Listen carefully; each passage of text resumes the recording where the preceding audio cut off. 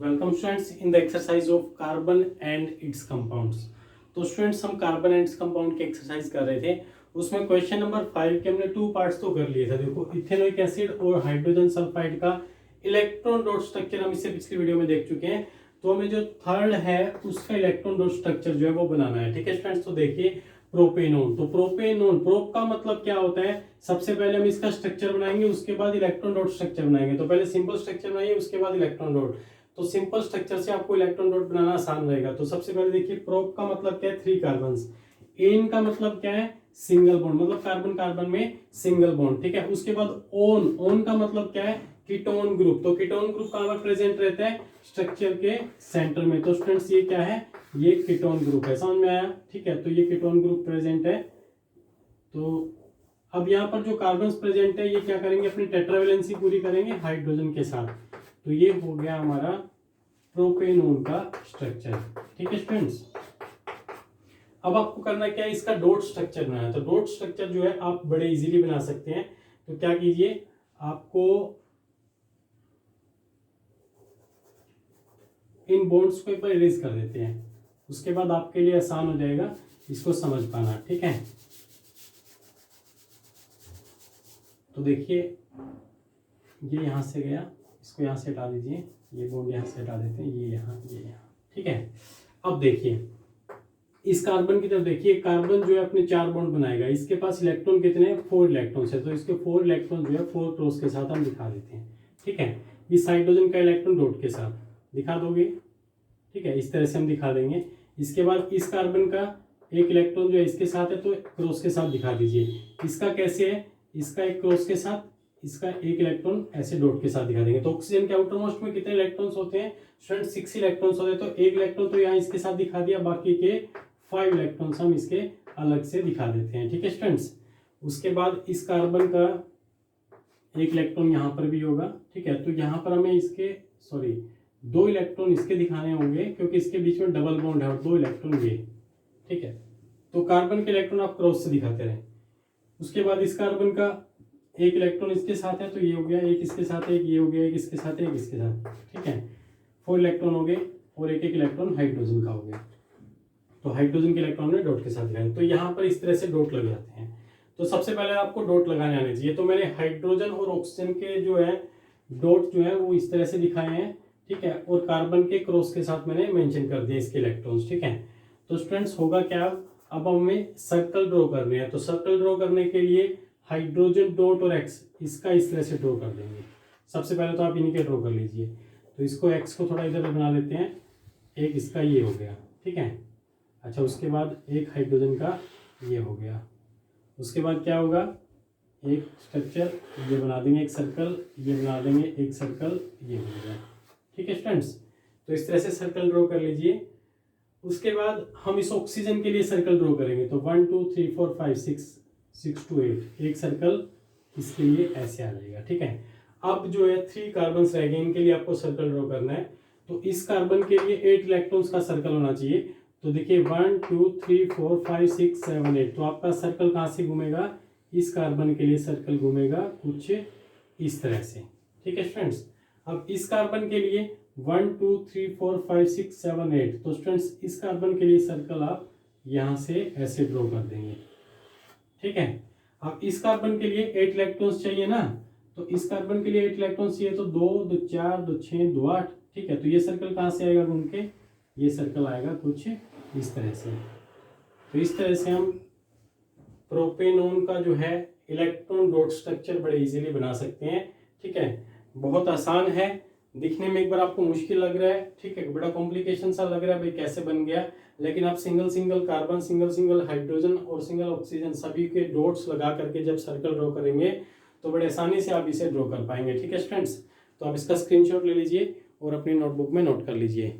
आगे देखिए फ्लोरीन के लिए।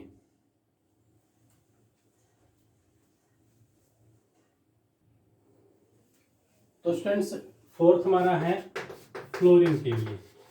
तो फ्लोरीन के मॉलिक्यूल के लिए क्या करना है? हमें इलेक्ट्रॉन डॉट स्ट्रक्चर ड्रॉ करना है। तो स्टूडेंट्स आप सबको पता है कि फ्लोरीन का एटॉमिक नंबर होता है 9, इसके आउटर मोस्ट में 7 इलेक्ट्रॉन्स होते हैं। इस तरह से दूसरा फ्लोरीन है, उसके भी आउटर मोस्ट में 7 इलेक्ट्रॉन्स होते हैं। ठीक है, अब समझो, अब देखो इस फ्लोरीन के आउटर मोस्ट में 7 इलेक्ट्रॉन, इस फ्लोरीन के आउटर मोस्ट में 7 इलेक्ट्रॉन्स।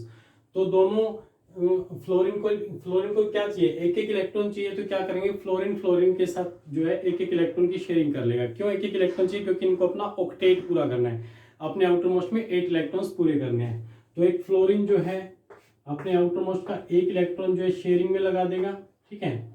दूसरा फ्लोरीन भी है, अपना एक इलेक्ट्रॉन जो है शेयरिंग में लगा देगा, ठीक है स्टूडेंट्स। तो इस फ्लोरीन ने अपना इलेक्ट्रॉन दे दिया, इस फ्लोरीन ने अपना एक इलेक्ट्रॉन शेयरिंग में लगा दिया। अब आउटर मोस्ट में कितने इलेक्ट्रॉन बच गए इस फ्लोरीन के पास, 6 इलेक्ट्रॉन्स बच गए।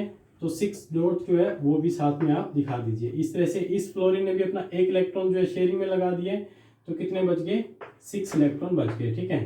तो इस फ्लोरीन ने और इस फ्लोरीन ने अपना एक एक इलेक्ट्रॉन जो है बीच में ला करके रख दिया, ठीक है।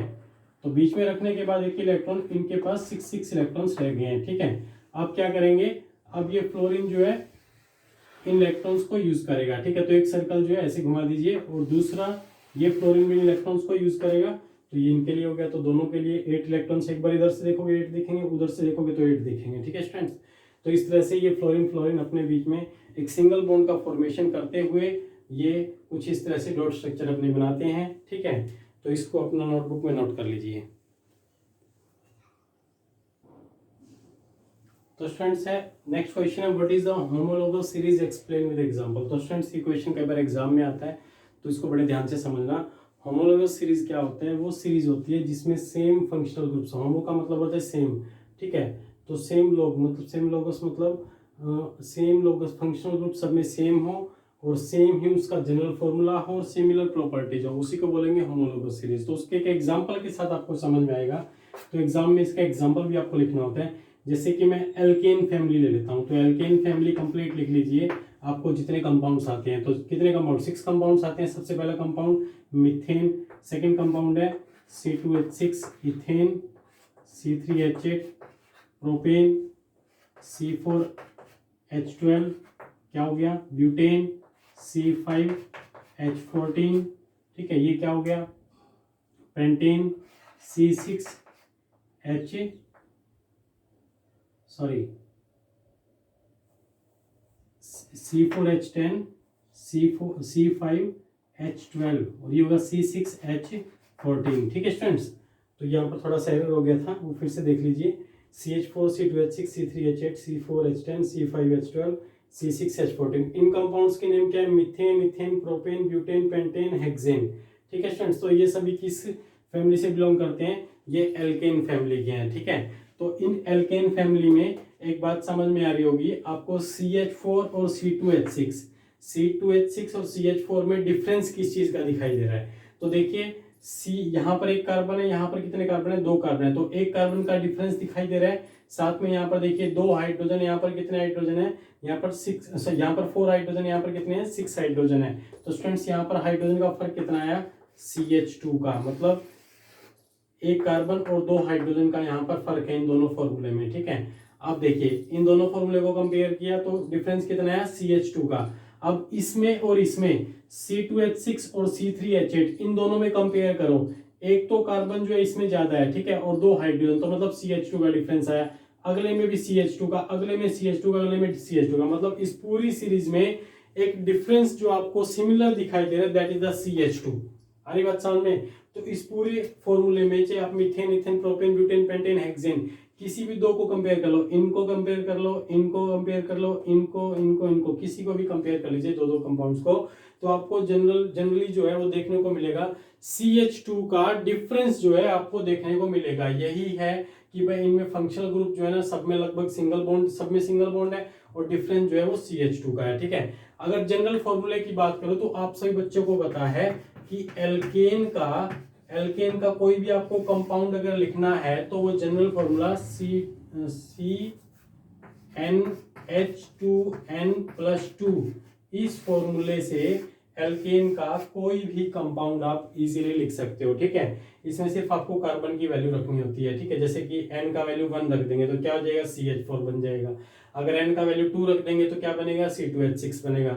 अगर n का वैल्यू 3 रख देंगे इस फॉर्मूले के अंदर तो C3H8 बनेगा। अगर वैल्यू 4 रख देंगे तो C4H10, अगर 5 रखेंगे तो C5H12, अगर इसमें n का वैल्यू 6 रख देंगे तो C6H14 बनेगा। तो इस जनरल फॉर्मूले से, ये जो जनरल फॉर्मूला है, इस फॉर्मूले से आप कोई भी कंपाउंड जो है बना सकते हैं। ठीक है स्टूडेंट्स, तो ये हो गया होमोलोगस सीरीज। ये जरूरी नहीं है कि आपको सिर्फ एल्केन की सीरीज बना करके एग्जांपल देना होगा, आप किसी का भी एग्जांपल ले सकते हैं, एल्कीन का ले लो, एल्काइन का ले लो, या कोई और ले लो, मतलब आपको सेम सीरीज जो है लेकर के चलनी होगी। ठीक है स्टूडेंट्स, तो ये अपना नोटबुक में नोट कर लीजिए क्वेश्चन। ठीक है, इसका स्क्रीनशॉट ले लीजिए। बाकी आपके पास इसका पीडीएफ भी पहुंच गया होगा। ठीक है, तो उसमें से भी आप नोट कर सकते हैं।